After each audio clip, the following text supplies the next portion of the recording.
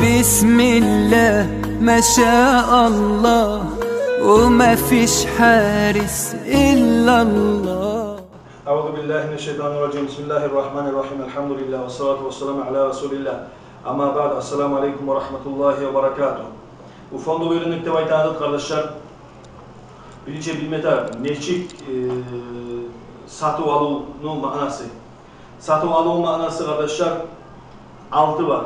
Ruknuları. Birincisi ba'i ve müşteri. Satıcı olmak, satı alıcı olmak. Alıcı. İki, son akça olmatarı, o tabar olmatarı, bahası var tabar olmatarı. Son ola men kabul ettim, men sattım degen zat da bulmadı. Şu 6'da zat satı alıda borç kardeşler. Eğer mesela satıcı var, tek alıcı yok. Ya da mesela akça var, tek bahası yoksa, ya da mesela ben aldım ne, kabul etmedim ne ben aytsa, şöyle birisi de kardeşler satı alığa girse de tüz sanılmayı. Bu fonda o yüzden kağızlarla vozluq kıyımsat da o bir organizasyon bir kağızlar satar, bahala ala onu koluna almatar onu bir şey. Satı sanalsın için koluna almatar. Kolunu algan son özün ketip son satmatar.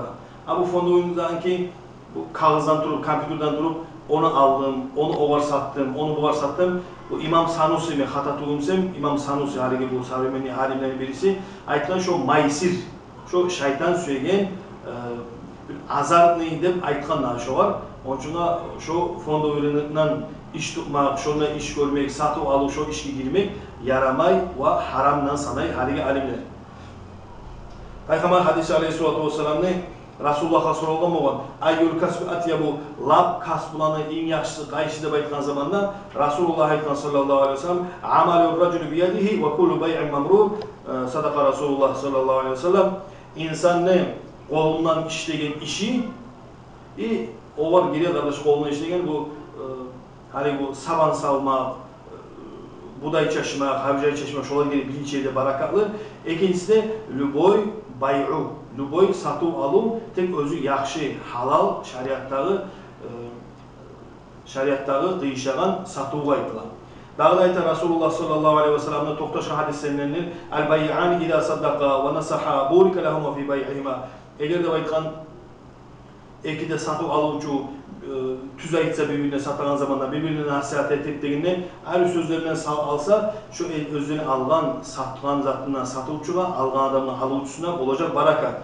Ama ikisi de o satılan zatını bizzat yaşırsa, yalgan aytsa, bizzat bolsa şundan barakatı, şunu satı alıdan barakat tayacak da bayılan Ahracav Şeyhan, Bukhari Muslim toxtaştırgan hadisler. Onun için daha da Rasulullah hadisi var aleyhissalatu vesselam'ın bay'u, şu satı alı, beyik bereketli zat eğer arasına yalgan koşulmasa, eğer açık, ikide adamla açık olsa, şöyle olmağından sonra kardeşi yaşıttığın zatka her zaman yalgan bola, onun için yaşıttığın zat her zaman haramla yoğuk bola.